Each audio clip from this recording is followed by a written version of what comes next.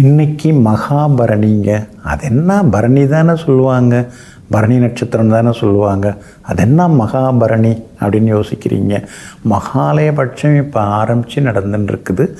அதனால் மகாலயபட்சத்தில் வரக்கூடிய எல்லாமே பெருசு பெருசு தான். அதனால் இன்றைக்கி மகாபரணி. இன்றைக்கு ரொம்ப அற்புதமான ஒரு நாளுங்க. நாம் முன்னோர்களை நினைத்து வணங்கக்கூடிய நாள் இன்றைய நாள். நம்ம தவம் செய்யக்கூடிய நாள், தியானம் செய்யக்கூடிய நாள். வாழ்க்கையில் எந்த விதமான விபத்துகளும் நிகழ்ந்துவிடக்கூடாது, ஆயுளோடு இருக்கணும், ஆரோக்கியத்தோடு இருக்கணும் அப்படின்னு நினைத்து வேண்டக்கூடிய நாள். ஏன்னா பரணி நட்சத்திரம் அப்படின்னாலே அது யமதர்மனுடைய தொடர்புள்ள நட்சத்திரம். அதனால தான் இன்றைக்கு யமதர்மனை நோக்கி யம தீபம் ஏற்றக்கூடிய நாள். ஆமாங்க, ஏன்னா பரணி நட்சத்திரம் மதியத்திலேருந்து தொடங்குது, காலையில் கிடையாது, மதியம் 2 மணிலேருந்து தொடங்குது. அதனால் இன்றைய தினம் மாலையில் நீங்கள் பரணி தீபம் ஏற்ற வேண்டும். நம்முடைய முன்னோர்களினுடைய மோட்சத்திற்காக ஏற்ற வேண்டும்.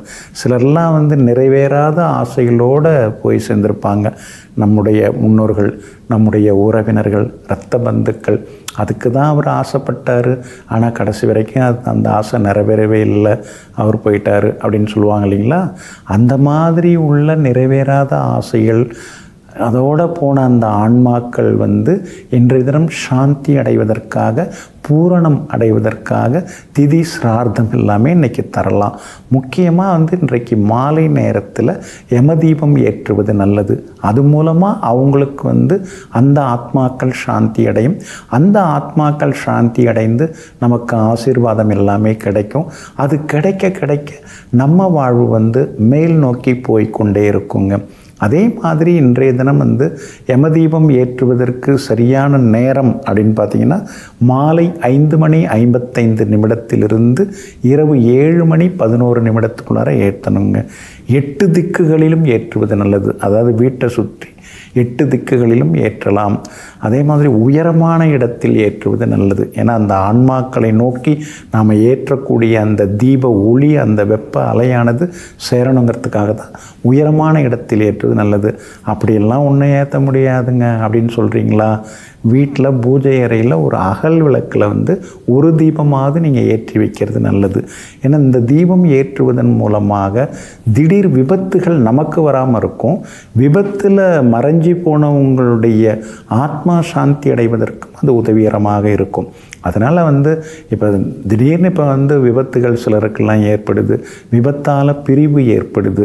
அந்த மாதிரி பிரிவுகள்லாம் தவிர்க்கிறதுக்காகவும், விபத்துகளே வாழ்க்கையில் நிகழாமல் நாம் நல்ல விதத்தில் வாழறதுக்கும் இன்றைக்கி ஏற்றக்கூடிய அந்த யம தீபமானது நமக்கு ரொம்ப ரொம்ப உறுதுணையாக இருக்கும். பொதுவாக தீபம் கிழக்கு நோக்கி ஏற்றணும், மேற்கு நோக்கி ஏற்றலாம். அதே மாதிரி வடக்கு நோக்கியும் தீபம் ஏற்றலாம். ஆனால் தெற்கு நோக்கி ஏற்றக்கூடாது. ஆனால் இன்னைக்கு தெற்கு நோக்கி தான் தீபம் ஏற்றணும். ஏன்னா யமனுடைய திசையாக தெற்கு உள்ளது. அதனால் இன்றைக்கி தெற்கு நோக்கி நாம் தீபம் ஏற்றினோம்னா நம்முடைய தலையெழுத்து கொஞ்சம் நல்லா மாறும். நமக்கு பெரிய அசம்பாவிதங்கள் வாழ்க்கையில் நடக்காமல் போயிடும். நல்லதெல்லாமே நடக்கும். அதனால தான் இன்றைய தினம் நாம் ஏற்றுவது மிக மிக நல்லது. நோய் நொடிகளிலிருந்து விடுபடுவதற்கும் இன்றைய தினம் ஏற்றக்கூடிய விபத்து, அதாவது தீபம் உறுதுணையாக இருக்கும். துர்மரணங்களில் ஏற்படாமல் இருப்பதற்கும் இன்றைய தினம் யமதீபம் ஏற்றுவது ரொம்ப நல்லது.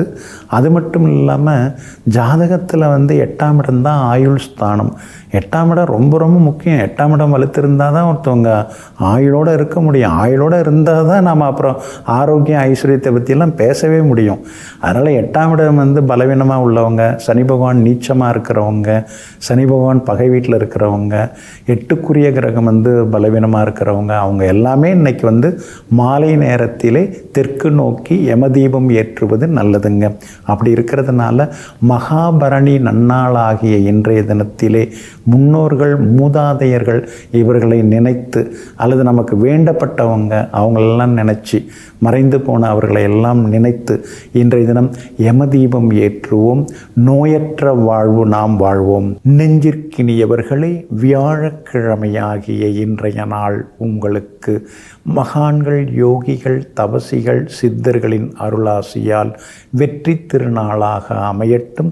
மீண்டும் நாளை காலை சந்திப்போம். நன்றியுடன் உங்கள் ஜோதிட முனைவர் KP வித்யாதரன். வணக்கம்.